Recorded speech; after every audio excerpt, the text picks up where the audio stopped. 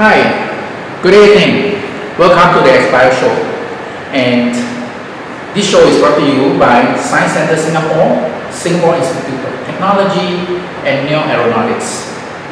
Our purpose is to bring you exciting innovations, to let you understand how it is transformed from research ideas to eventual commercialization by real entrepreneurs. And tonight, the entrepreneurs that we have is Dr. Jing. Let's go and meet her. Hello. Hi, Prof. Hi, how are you? I'm good. Good, you look very well. And I'm not going to address you, Dr. Jing. I'll just call you by Jing, right? Yeah. So maybe what we can do is we introduce Jing first, right? So she is the CEO and CTO. Wow, she got two roles, very big roles of Soynergy. It looks very interesting, right? Soy, you go and figure it out. And energy, I think that's more important. My kids always talk to me about transformer, energon, lots of energy. So, well, what does Soyneregy do? It's biotech firm. Remember, it's platform focused on fermentation, unlocking of nutrients from food side streams. So what is food side streams? Later on we can ask her. And creates healthy and nutritious functional food from sustainable materials. So okay, now we are in the real what they call cliche word, or very nice word called sustainability. Okay, and she's doctor, right? She has a PhD. Food science? Food science. Okay, now food is really the PhD to study nowadays, right? Everybody wants food. Glorious food. And master chef. Okay, great. And let's see what she do, okay?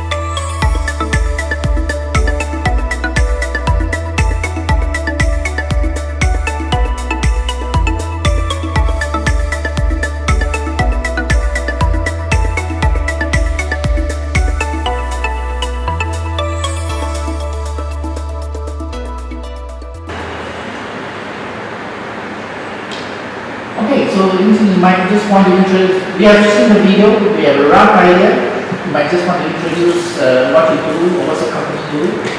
Yeah, so Soyneregy actually is NUS spin-off. We kind of working on how to upcycle food byproducts.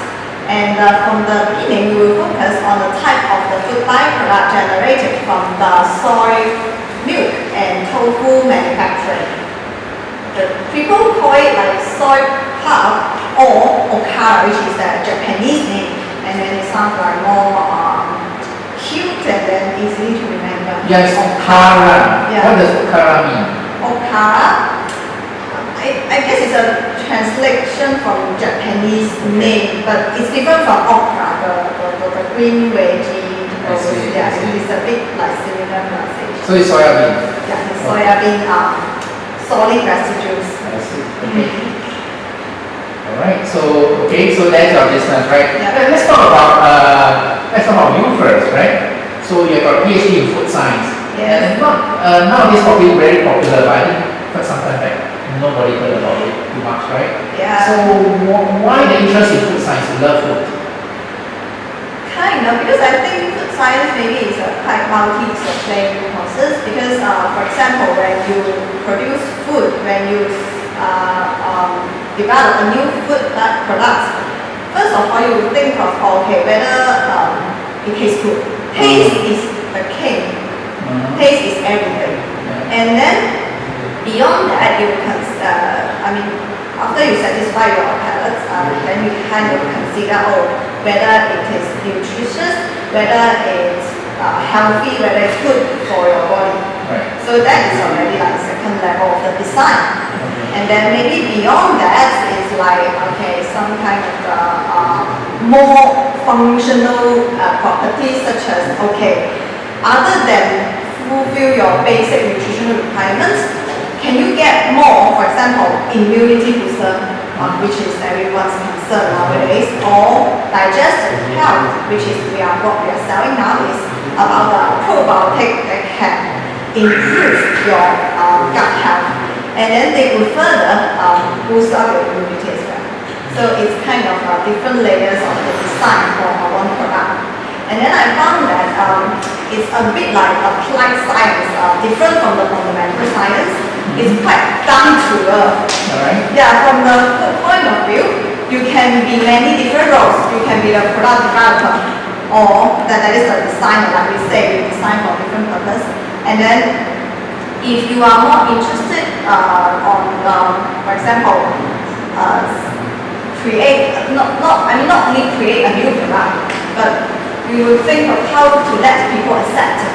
You have many good ideas. Yes. Yeah, but if people did not buy it, so what's the point?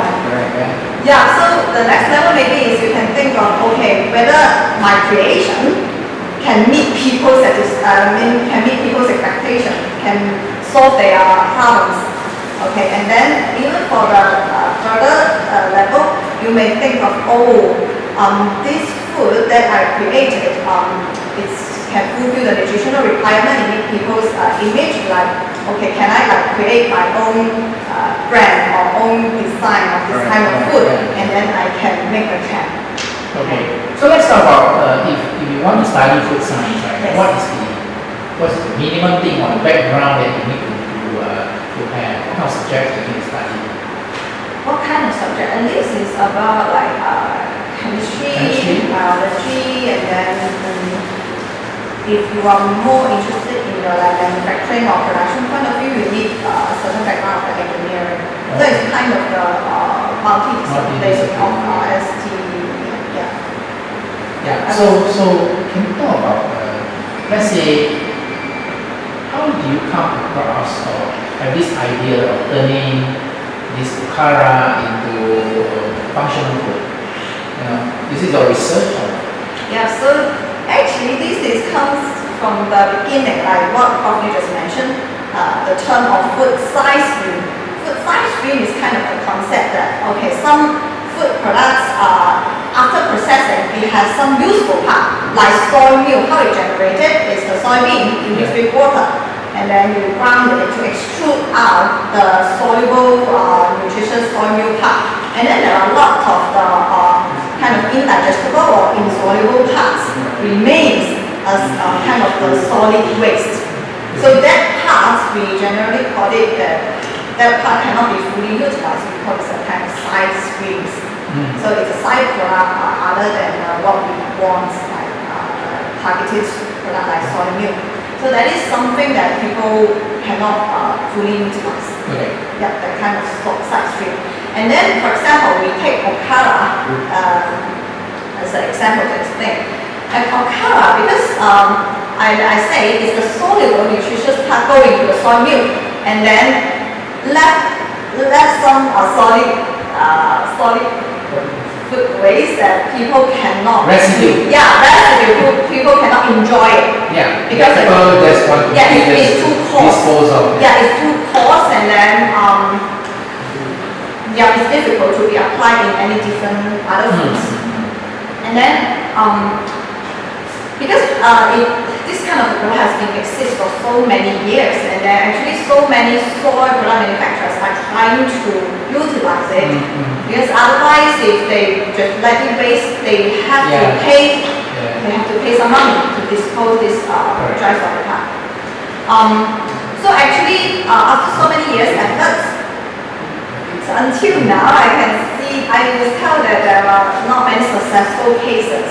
I mean, in Japan, maybe it is more successful cases because Japanese kind of perceive it as nutritious solid food, even though it may not be that tasty. But in Japanese culture, people are kind of sprouted septum. So they can use it as a flour replacement to make some cake, bread, or that kind of bakery or whatever to utilize this okara powder. So in Japan, okara is still at quite, I mean, it sells quite okay. But other than Japan, in the rest of the world, this kind of the okara product, people do not get used to it. And then that comes to a question that you have to find a right carrier to upcycle it because it is so difficult to handle, so that nobody can really make it into a nice food, other than the Japanese who get used to it. So that means that you will need some so-called high-tech or special processing methods to turn it into a valuable product. And that kind of the value can support the cost you handle it. I see. Yeah, so that's the why there's such a pain point that the industry can utilize to know, because there are a lot of technology can convert it into different other things. But when they convert it into the resultant products, it's not that premium so-called that it can cover the cost of like drying into a powder or whatever. Yeah, so this kind of side stream, it has still quite huge nutritional value, but it should find a right carrier, a right application, so that it can like to make some economy impact. Otherwise, it's difficult to continuously process it and sell it. Understand. But philosophically, right, or economically, or sustainability, whatever you want to talk about it, right? The Western culture and the Eastern culture are quite different. For example, like chicken, right? Chop, don't throw away, right? It's like the Western culture, right? Everything is so throw. But the Eastern culture is everything is precious, right? And then you start processing, even bones, you go to bone broth, that kind of stuff, right? So, which is very good because then what we can do is we make full use of whatever we are rather than just done it away, right? Now, but the issue is that the processing takes takes some technology, and also processing takes cost is costly. But the residue itself is actually not supposedly that is just available, right? Because the residue people just throw away, and you can use it. So now, does it mean from an economic point of view that the cost is actually zero? The cost of the input cost, the material cost is zero. It's only a processing cost. Oh, so that would be another interesting design of our supply chain. So that's what Soynergy has investigated and choose a right business model to work with our partner to truly solve their problem. So it would come to another question like how we start this project. It's actually, like I say, okara. It's difficult to be handled. And then the soy product manufacturers, they approach this kind of so-called high education institute to look for solutions.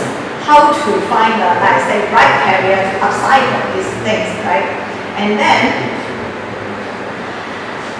we found that there are one key difficulties or challenge in the industry is that the okara itself spoils very quickly. Which means that we have to like quickly process the okara in their place. So it should be an on-site process rather than transport it out to other places to process it. Otherwise, it would suffer from the quality loss. Oh, okay. The time. Yes. Transportation. Yes. So that's why we would say that we did it on purpose. That we try to deeply collaborate with the soy product manufacturers to process this so-called side stream immediately once it is generated. Because I would say that once you choose a right business model to work with, it's no longer an issue. It's a win-win strategy. But if you cannot find like I say, you need to transport it out, then you have to spend a lot of energy or money to invest on the logistic. For example, the chill chain to keep the quality of this byproduct, because first of all, it still contains a large amount of the nutrients that can easily utilized by the harmful bacteria, so it would kind of spoil. So this is very interesting. First, we have the idea. Yeah. And the idea is to take this residue, which has practically not much usage, and Yes. turn it into energy drinks, right? Yes. And we put probiotics. Yes. So, that part is just the product development part, right? Yes. Then you have to talk about the logistic part. Yeah, how to make it come true. Then you will become like some the practical issues, like I say, how to well design the supply chain to make it to maximize. To minimize the energy use, but to maximize the functionality of this Okara. So to reduce the logistics and all the stuff, so your production need to be near the place where people use produce the soya drink or whatever, right? Yes. Yeah. Where is this place? I mean, how big is this place? I mean, not every country have this production capacity. You mean like where did they produce? So, for example, like we started from Okara first, but Okara is a side byproduct from soy, and soy we would say that it attracts most of the attention, or it has the biggest production volume in the Asian area.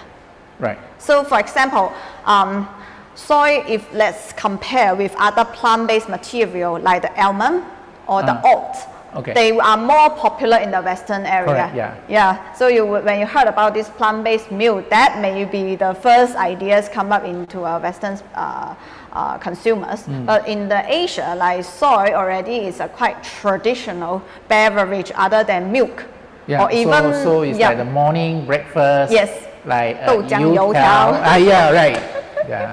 The 豆浆油条, but I eat the butterfly. So that's why we still set our first target, like the first pilot plant in Singapore, and then gradually expand to the neighborhoods like the Malaysia, Indonesia, which are one of the biggest soy product manufacturers in this region, and then China or Japan. So we can literally say the most of the markets is in Asia, right? Yes, in Asia. In Asia. How big is this market? For example, like if you talk about the production of the Okara, I would say that in Singapore alone, it's around 10k tons per year. But in China, it's about like 280k tons per year. So if we can successfully convert it into a probiotic drink, that would be a huge market to sell. Yeah. All right, so the market is pretty big in Asia, right? Yep. And you need to be near a place where they produce the traditional soya milk or whatever. Yes, yes. Okay, so how do you test whether your Soynergy is acceptable by people? How do you test? How do you actually develop this product? Yeah. So for example, like I say. When you come up to design this side stream product, we try to find a higher value, so-called like functional food, to increase its like precision, and then to let it like more like a kind of premium product. And then when you talk about how we test the market, right? So we have this kind of the firstly, we would do some consumer insightful study. Okay. Like you would recruit a panel that you can, because you know who, you kind of, from the preliminary market research, you kind of understand your targeted consumers. So who is most likely to buy this so-called functional food, or who will be transformed from this soy product drink consumers into your probiotic soy product consumers. So this is some angles we may think about when we set our targeted consumer, right? So once we have the picture of the consumers we are going to sell, then we will start to think about like, okay, we would choose some, panel among this targeted consumer to understand better, like so-called what they perceive this product. For example, if there's a new product like what we just created, this probiotic Okara drink has been launched in the market, what you think of it? We will like to test it, taste it, and then how much you were going to pay for it. This kind of the focus group insightful study to understand their minds better. So you have focus group, right? Yes. From your Yes. customer segment, you choose a focus group, Yes. and you do a test, right? Yes, that's your first market. Yeah, understand. research. Then the question then is that how actually the test is being done? You know, is it a blind test? Is it a, you know, you just say, okay, you test whether it's nice or not, or you compare once, like, you know, you compare it's like one cola drink against another cola drink and then see which is better. How actually do you test it? Yep, so for the focus group, you will firstly have a discussion session. So-called, we have also collaborated with some professional team on the marketing side. They kind of, we designed the questionnaire together to see what we would like to know what factors affect the consumers' buying behavior. Yep, so we kind of try to understand, for example, what size they are going to drink it. Okay, is it like they would position it into a daily drinkable, or is it like drink it 2 to 3 times per week? So all of this would affect the, for example, serving size or the packaging or whatever. Is I would say that you need to understand what your targeted consumer think. You need to kind of solve their problem, which means, for example, like our targeted consumers may be the consumers that look for the non-dairy probiotic drink, like Yakult, this kind of one of the popular probiotic drink. They are produced from milk, and then like if the people cannot drink milk, or the people have adopt a more so-called plant-based diet. Some people are religion, so they Yep, don't drink. yep. There are many reasons. So people may look for alternative choices. So that's how we come in. Is we see their needs, and then we're trying to solve their problem. All right. So, Yeah. but you're targeting a market which is pretty much Asia, right? Which doesn't really have much concerns, right? Yeah. But Asia, because like more than 80% of the Asian population is actually has the lactose intolerant symptoms. Yeah, so that's why that so-called yogurt drink or the yogurt is quite at a good sell in this region. It's because many of them cannot take milk directly, or they cannot take a large amount of milk. Otherwise, it would get the diarrhea. I see. I didn't know that. Because you are not one of them. Because I don't drink milk. Then you are our targeted consumer. That's right. Send me your first carton. I think then let's move on, right? So after you do your blind test, this is very sophisticated, because then are you going to just ask somebody to sell for you under their own brand, because there are a lot of existing brands, right? There are many brands that sell soya-based products. Yes. Or you decide to build your own brand.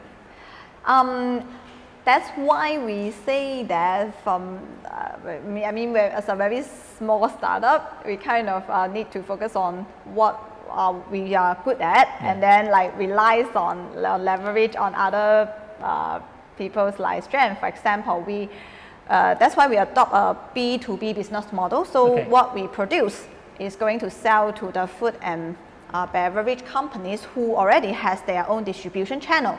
So we don't need to directly face the consumers, because like most of our team members, the staffs in the startup is researchers.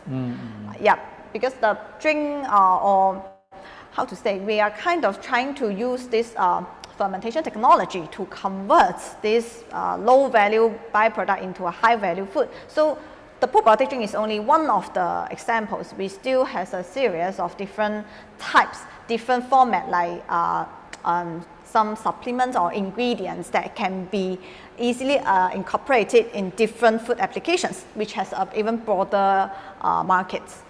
Yep.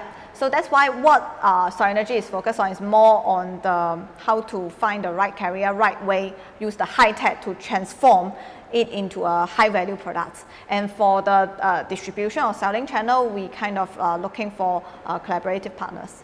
Okay, so it's like, you know, I just refer back to COVID-19. Yeah, it's just if you produce a vaccine and you are, let's say, a university startup that produce a vaccine, you don't have the brand, you don't have the clinical trial capability, you do not have the stable production quality system, which is very important. So what you do is that you work with somebody who is big, Yes, that provide you with all the downstreams, but you just provide the technology Yes. to do that, right? Yes, We know yes. which brand do that. Yeah.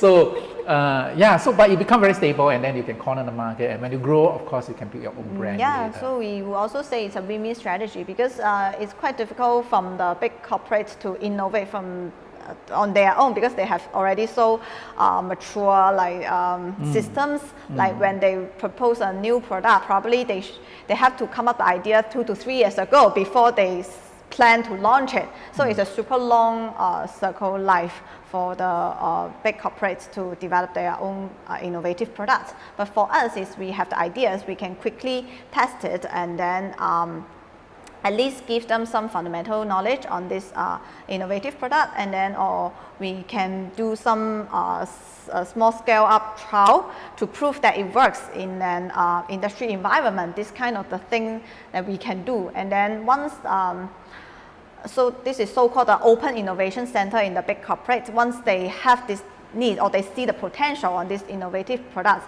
they can directly collaborate with us.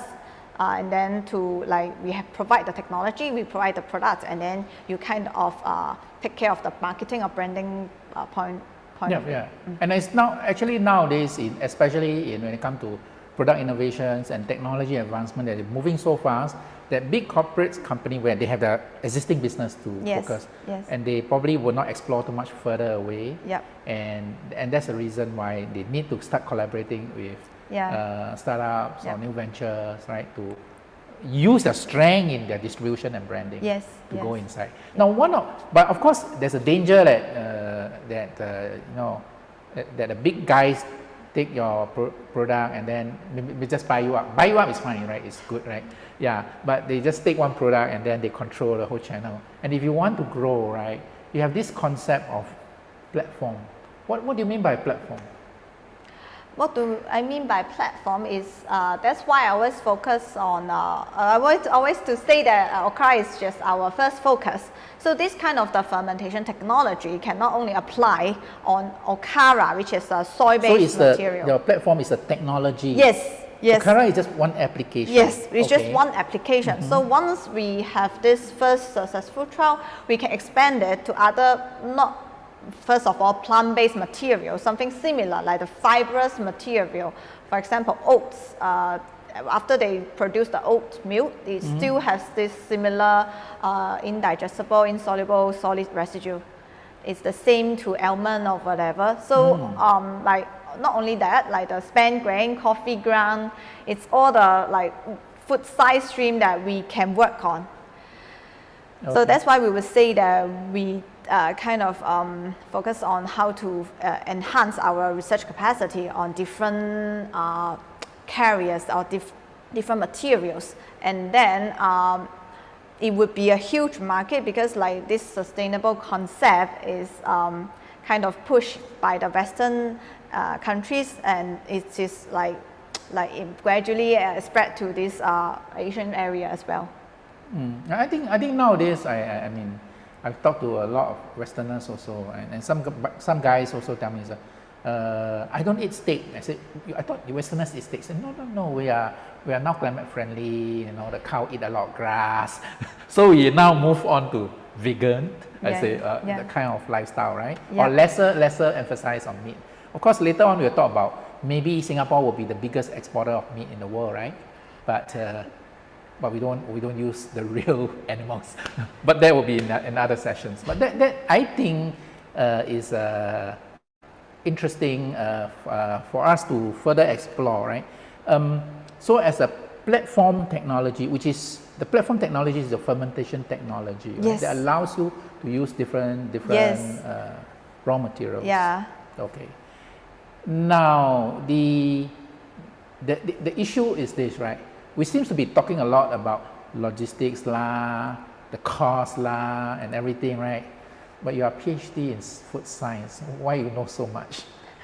or how you have to learn all these things? Well, that reminds me an interesting story with Prof. New. Actually, it's when I was still incubated under a graduate research innovation program in NUS. which this program helped this startup to grow, and then we also kind of get the education or trainings in the workshop of this program. Then when we are preparing our pitch slides, the first page, okay, introduce yourself, about your company, and then the second page would be what's the pain points, what's the problems you found in the industry. Then I write down, first of all, yes, the okara has a large amount of nutrients, or it has high nutritional values that to be utilized. That is the problem one. And then the second one, I would say, oh, we help the soy product manufacturers to get rid of this waste, and they don't need to pay to dispose anymore. Okay, save money, right? And then the third one is provide the innovative product to the market, benefits the consumers. And then here Prof knew, stop. I said, what, why? And then he said, the first problem, okay, it has many nutrients. You tell me, who cares? You tell me, when you pitch it in front of the investors or the businessman who can help your business to grow better, or who cares? Who cares this pain point? From my heart, I say, I cares. As a scientist, I cares. I would like to use my knowledge to upcycle it to make a better world. Okay, but now I know. Okay. Never mind, I keep it in mind, but I firstly remove it to, let's distract from the other two pain points which can help me to sell better of my idea. So this story really, so-called like, inspire me to see my role not only as a scientist, but also as a so-called CEO. Yeah, the focus on your customer. Yes, how I serve my customers, how I help them to solve their problems. But I really thank to Prof. Neil. He's quite straightforward, and then she kind of just pointed out. So you have to adapt to your new role, which is an entrepreneur. Yeah. So when he said that, oh, how you know so many things, I learned from you. Okay, thank you. I think we play different role. Obviously, we have different focus. Yes. And transforming from a scientist to an entrepreneur, well, I would say it's not impossible, but the change of mindset. Yeah, change of mindset. Focus. Yes. Because it's like your hypothesis, right? Your research question is, how do I convert? Yes. But then from a business point is, what does a customer want? Yes. Right? It's not about you. It's about yes. the person, right? And then there's a business. Else is a research project. Yeah, how to fill the gap.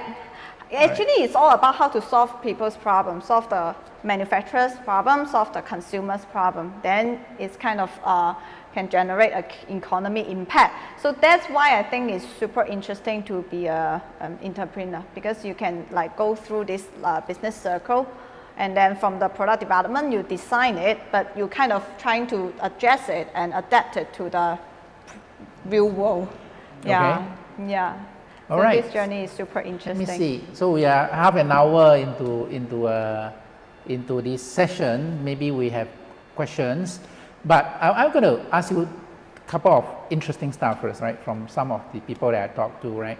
And they typically ask these three questions, right? When you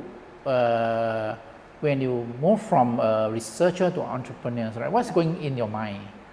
Are you fearful? You get, I'm going to take the challenge, or you say, oh, I'm going to take this, my research, and then start selling, and everybody will buy. You know, what goes on in your mind? For me, actually, I'm kind of wondering what direction I want to go after I kind of submit my thesis of PhD. After like these 4 years, I spent in a lot of time on the research. I kind of train on how to think critically and logically and independently. Then next, because as a PhD, you can either go in the academic field to do more like fundamental research to find the mechanisms to explore the world, explore the truth. But on the other hand, you can also choose to go into the industry. By then, I haven't really made up my mind. But luckily, I got this chance, which is there's a grant to support the commercialization of this patented technology on how to upcycle okara. So I just jumped in. Actually, I'm not a patent inventor. Yep, the patent inventor is my friend. And interestingly, she chose to work in China. As a Singaporean, she chose to work in China because she wants some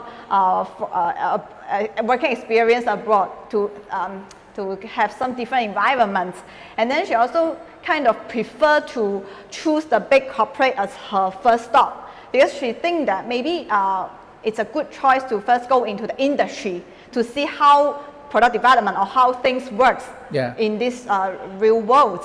Other than in the uni, you just focus on one or several research questions. So she found this way is better for her. So even though she created this patent, she still kind of leave her babies here, and then I kind of start to take care of her babies to take over this project. But by then I feel that luckily I still have this chance to trying to this commercialization pathway because I found, like I said, quite interesting to see this idea coming into a reality because there are so many difficulties you have to face during this journey. And then this, all of these difficulties, it's different from the research experience. You only, every time you just, for example, choose one variable to test, to optimize whatever. But in the real world, it's okay, endless variables. So how to quickly make decisions and then how to correctly identify the problems and then solve the problems and then how to do the time management, how to choose your priority. It's all the things that I feel like super challenging but also super interesting to experience. Yeah, so I really enjoy my entrepreneurship till now. Okay. Yeah. Okay. Let's see. There's another question. Yeah. Almost similar to just now what you said, but maybe you can take it a little bit. Yeah. Say, walk us through any process. No, we can choose one challenge and walk us through the process. How you make decision? You say complexity, right? So choose one process that you have to change from your researcher mindset to an entrepreneur mindset. Because researcher mindset, you have a hypothesis, you will keep validate and check, right? But the entrepreneur, basically, you have to do decision making under constraints or under not complete information. So is there such a process? Sure. I just take one example like optimization of your products. Like I say, if you doing a research, you fix one variable, you're always changing the others and then to see, oh, what's the effect of these variables, and then you kind of understand the whole picture after a series of tests. But for the startup or for real product development, the time given to you is so short. So I would say that like done is better than perfect. So you kind of identify what is your key challenge. For example, if like our product, the key challenge is the taste, or then maybe at this time I forget about I want to achieve the best nutritional value and best taste, best texture. No, it's never. So if your focus is on taste, then you may sacrifice a bit on the other aspects when you design this product. So when you optimize your product, you just maybe quickly generate a new version and then test the market, which I say like let different consumers to taste and then to give you feedback. So you can quickly launch a thing, get feedback and then to improve it, other than you kind of stop there to understand, oh, what's the mechanism behind to cause these changes, because you don't have that much time. So when you make decisions, you just every time one main target to satisfy. Yeah, do not be like you have too many targets to fulfill at the same time. Yeah, okay. So one of the important question is that of investment, right? Yeah. That means you set up this company, then you need to bring investor in, right? And this whole process is something should be completely new to you, right? Kind of. How do you find it, and how do you actually go through it? Because I love this project. So every time I pitch in front of the investors, I feel like it's my first time to pitch. I see, like today, to sell my company and sell my product. So I think passion is really important. So passion is very important. It's really important. So like if you love it, you don't feel it, you don't consider it as a job. Like most of the entrepreneurs, they never have 996, this kind of the concept is your own thing. You finish it, you've done it. It's more than 996. For those who do not know what is 996, well, it's not a Singapore term, but it's that. What do you mean? That kind of a very long. You work from 9 a.m. to 9 p.m. for 6 days per week. Yeah, but you're actually 997, including Sunday. Always standby. Always on standby. Okay, yeah. So talk about investor. How do you do investor, right? Because it's not part of your training. Yeah, so first of all, our first training is under the GRIP program. Yeah, to how to prepare your pitch slide, like I say, how to convert your angle from a scientific point of view to like how I convince the investors to see the potential of the products. So for example, like not only you are going to tell the investors how good your product is, maybe you introduce more on how big is the market, how much money you can help them to earn, that kind of the concept. I think that because to be honest, you need to survive. You need to pay the salary to your teams, right? Then no matter how difficult it is, first of all, you should like be confident and then to meet your investors and then and then trying to like from your point of view to tell them, okay, the money you invest in me, you can get much more in the future to see our potential, and then then I can get your invest to feed my team, and then you can get your money in the future. I think investors are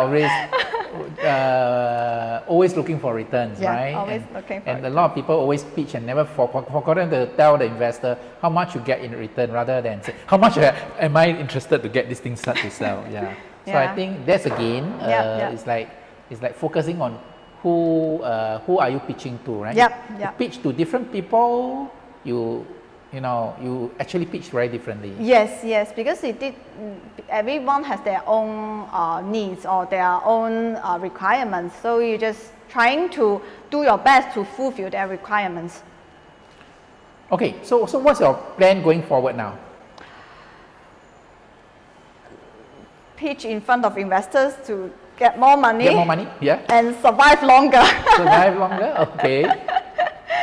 For example, like us, I would say that we kind of locate us at the processing step.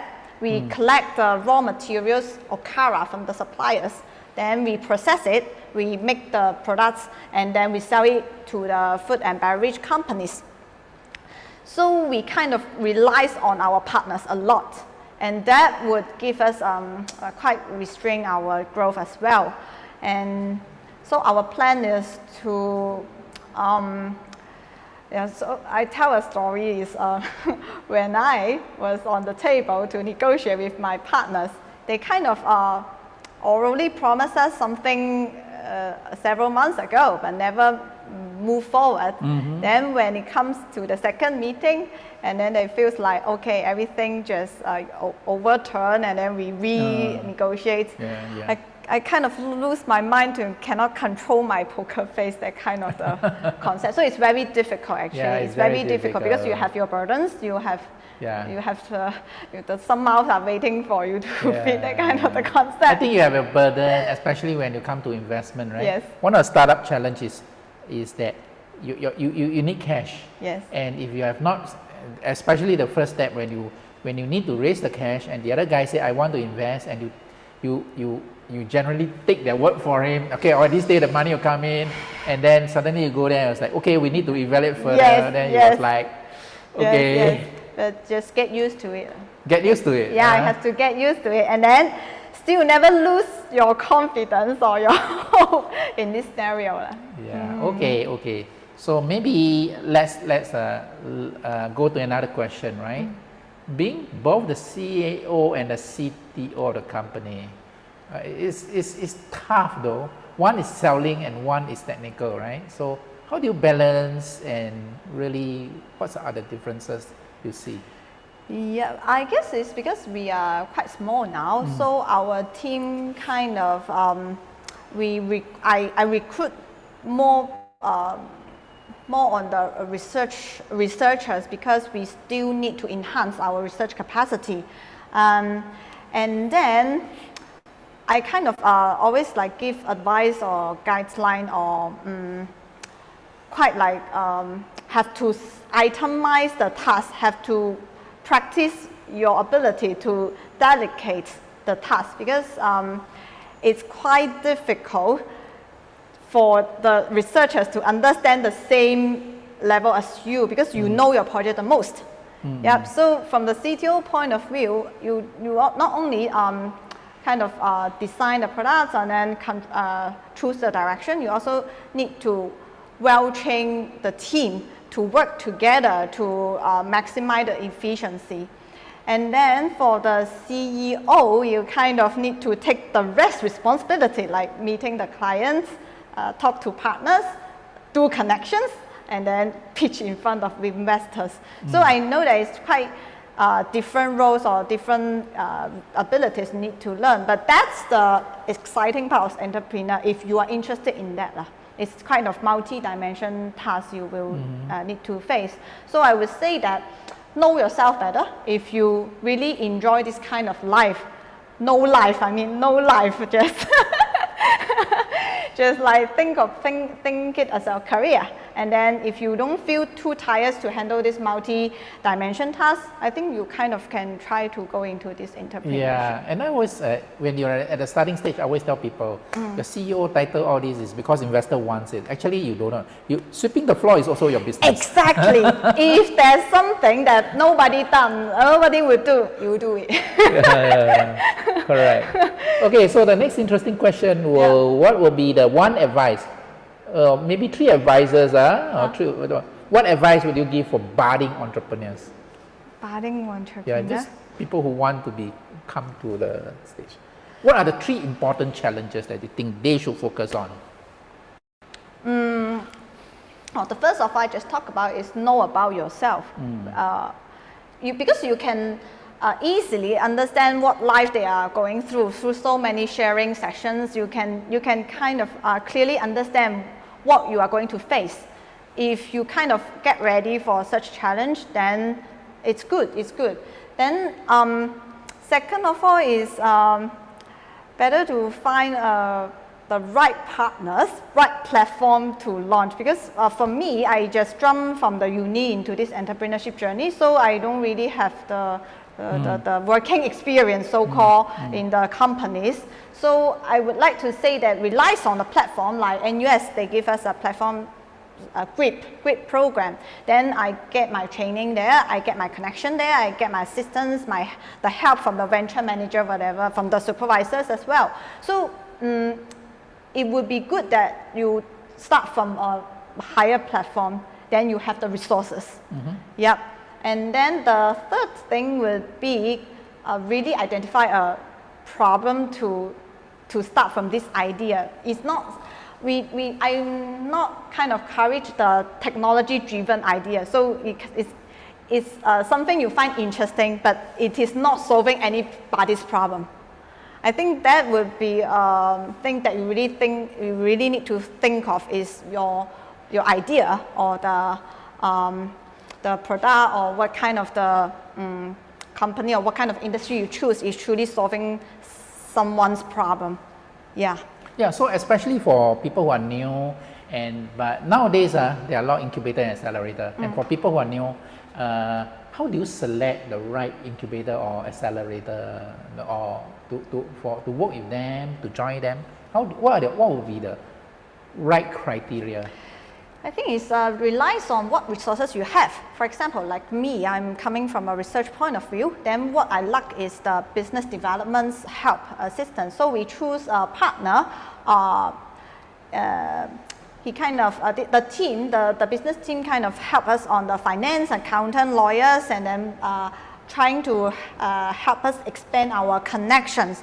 So we can focus more on what we're good at, and then they would, they cannot like help us all, but at least they give us some assistance, or they help us to spend time on connections to meet different clients. So I would say that if you look at what resources, what strength you are at, and then find a complementary role, and the people that you can work well with, go along well with, and then to build up a firm team, to build up a united team. I think the team building is very important. So like to find the right partner is very important. Yeah, I think not just to find the right partner, right? Because you see, it's very tough on you, right? CEO, CTO, right? Running on the business and the technical side. So it's always good to have at least 2 persons coming together, right? To form a co-founding team. Right? Yeah. So I think talent is everything. Find the right people to do the right thing. So how do you compensate people who join you? Compensate people to join. Yeah, because you are such a, you're a startup, right? Yeah. So people say, I'll join a certain company, I get fly business class or whatever. I say, oh, but how to motivate them to join you? So I would firstly like identify, so I say I know what my strength is. So I'd rather to better understand what is your need, what is your career plan, what is your interest. So whether we can match. So it's more like a mingle process. Yeah, it's really like a mingle process. So I hope that is someone I find in this position, in this environment, what we provide can help you to grow. Then you will feel, okay, I'm growing up in this environment, I'm learning something, and then I not only knowledge or professionalities, but also I have a good working environment, good relationship with my colleagues. I feel inspired. For example, I started our working hour is quite flexible. Sometimes I would say that probably more than the normal 8 hours per day is quite normal. But as long as they kind of feeling they learn something, they are accumulating something that is beneficial for their future, then they can go for it. So it's not like compulsory you have to work for a long time, but it's you work for yourself. We just give you the environment, and then trying to hope that what we experience can meet your requirements as well. Then like win-win strategy. Okay.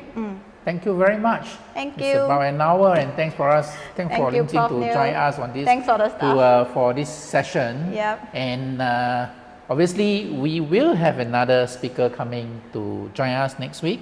And who is that? Wow. Raraj from Megaloid. He has a team of 2 persons, a CEO and a CTO. You will have a tougher life than him. But you'll see. Good luck. So, okay, thank you very much, Thank Jing. you. Thanks for coming on the everyone show. for watching. Bye.